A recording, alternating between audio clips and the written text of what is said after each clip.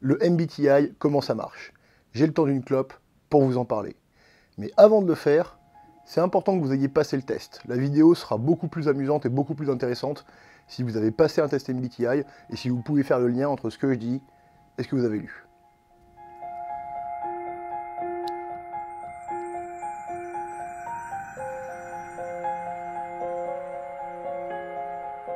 On va voir à la fois ce que le MBTI raconte, ce qu'on peut en tirer, et aussi ce qu'il raconte pas, ce qu'il dit pas le MBTI. Et on va même commencer par ça, parce que c'est facile, en débutant avec le MBTI, de se planter, de mal l'interpréter, et du coup de tirer à peu près aucun bénéfice de ce qu'il a raconté. Alors, qu'est-ce qui pose un problème avec le MBTI? Souvent, ce qui me pose un problème, c'est les résultats des tests. C'est pas les tests en tant que tels, mais c'est ce qui est dit derrière. Si vous avez fait cette personnalité, ou si vous en faites d'autres, souvent, ce qu'on va vous donner, c'est votre type, les 4 lettres, par exemple ENTP, le petit nom qui va avec, qu'on a choisi, par exemple ENTP inventeur, et une description. Par exemple, ENTP inventeur, ce sont des gens très sociables, très ouverts, qui sont constamment à la recherche de nouvelles opportunités, et qui s'ennuient très vite. Et j'ai un problème avec les 4 lettres, avec le nom, et avec la description. En fait, avec l'ensemble. Et on va voir pourquoi. Le problème avec les 4 lettres, c'est que c'est absolument pas parlant. Je sais pas pour vous, mais moi, si on me dit ENTP, je pense colle à bois, je pense magasin, je pense filière improbable à la fac, études numériques, terrestres et pratiques, et je suis pas avancé. Le nom, c'est l'inverse. Si on me dit ENTP inventeur, là, inventeur, ça me parle. Le truc, c'est que c'est impossible de caractériser quelque chose ou un type en un seul mot. Si je vous dis de quelque chose que c'est gros, vous savez pas si je parle du soleil ou juste de mon chat qui a grossi. Et avec les types et les personnes, c'est pareil. Si je dis de quelqu'un que c'est un amuseur, ok, je le caractérise, donc pour moi, c'est quelqu'un d'amusant. Maintenant, vous savez pas si c'est quelque chose dont je me moque, si c'est quelque chose qui me rend heureux, et en fin de compte, c'est beaucoup trop limité pour caractériser quelqu'un. C'est pour ça qu'on a la description. Et les descriptions, elles ont un problème, ça s'appelle l'effet Barnum. L'effet Barnum, en fait, c'est l'effet horoscope. Ça a été prouvé que si on fait une description suffisamment longue, suffisamment vague, et surtout suffisamment sympa à entendre, les gens l'acceptent. C'est même une technique de vente, en fait. Si je veux vous vendre une voiture, et que je vous connais pas, je vais vous dire que ma voiture, elle est sportive et familiale. Comme ça, en rentrant chez vous, vous vous direz « Cool, j'ai acheté une voiture sportive, je vais être super rapide ».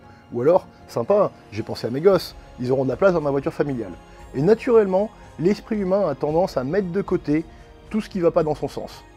Avec le MBTI, c'est le même mécanisme. C'est même pire que ça.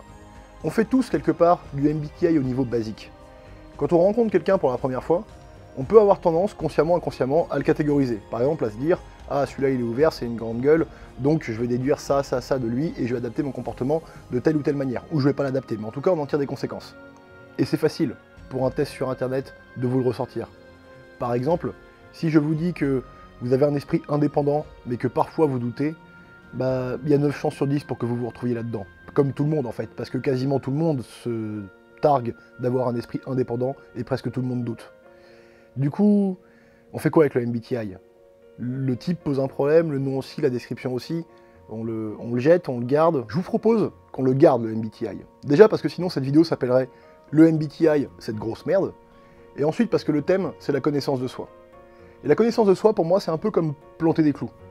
On peut le faire à la main, ou on peut le faire avec un marteau. Et le MBTI, c'est un marteau. Le marteau, il va pas planter les clous à votre place. Par contre, il va vachement vous faciliter la tâche.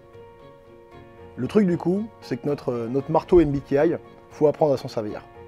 Sinon, on va se faire mal aux doigts. Et du coup, faut rentrer dans la théorie.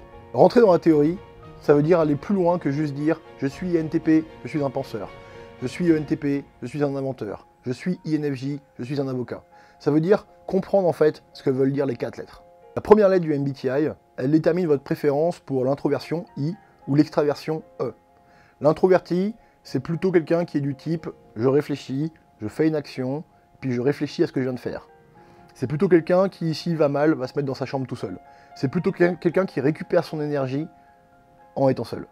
L'extraversion, c'est plutôt action, réflexion, qu'est-ce que je viens de faire, et réaction en conséquence derrière. C'est quelqu'un qui, s'il va mal, va plutôt appeler un pote, et qui tire son énergie d'être avec des gens. La deuxième lettre, c'est notre manière de percevoir le monde. Il y a S pour sensation, et N pour intuition. La sensation, c'est plutôt l'utilisation des 5 sens, le fait de sentir les choses, le fait de voir les choses comme elles sont, et de plutôt utiliser le passé pour voir le futur. Le sensitif, quand il voit une cigarette, bah, il voit une clope. L'intuitif, il est plutôt basé sur l'abstrait, les idées, le futur, les possibles, et lui, quand il voit une clope, bah, il voit un cancer. La troisième lettre, c'est la fonction de décision. Ça peut être T, thinking, la pensée, ou F, plutôt sentiment, émotion. Le T, il est à la recherche du vrai. Le F, il est à la recherche du bon. Il est plus dans les croyances. Enfin, la dernière lettre, P pour perception et J pour jugement, mais je trouve que les traductions sont pas ouf, elle sert à déterminer si vous préférez J, la fonction de décision, ou P, la fonction de perception. Et votre type, en fait, c'est simplement votre préférence pour chacune des lettres. Par exemple, si je suis ISFJ, je préfère I plutôt que E, S plutôt que N, F plutôt que T, et J plutôt que P. Maintenant, il y a un piège dans lequel il ne faut pas tomber, c'est de croire que les personnes sont 100% leurs lettres. Personne n'est 100% I ou 100% S.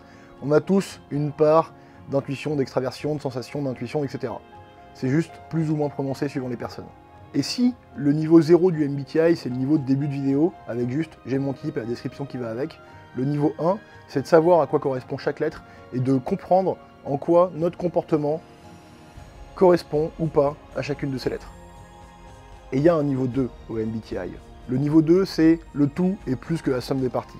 Si je suis I, N, T et P, c'est pas juste I plus N plus T plus P. C'est quelque chose de plus qu'on peut déduire en utilisant ce qui s'appelle les fonctions cognitives, qu'on verra dans la vidéo suivante. Enfin, avant que vous partiez, il y a un truc qui serait super intéressant. Enfin non, le premier, ce serait que vous passiez le test pour de vrai, parce que je suis sûr qu'il y a des personnes qui ont regardé ça et qui n'ont pas passé le test et qui n'ont pas réfléchi à leur vidéo. Faites-le, en plus c'est drôle. Mais le vrai truc, ce serait que vous répondiez au questionnaire en 3 questions, que je vais mettre en description. Il vous demande juste quel est votre type, comment vous l'avez trouvé, et qu'est-ce que vous en pensez. Et ça, quand on aura assez de stats et assez de personnes qui auront répondu, ça permettra de faire des liens entre les types, qui répond, pourquoi, etc. Enfin, bah, vous pouvez aussi mettre un pouce vert, je vais apprendre comment on fait ça sur YouTube, comment on met un bouton, et vous abonner, bah, c'est toujours sympa. Ciao!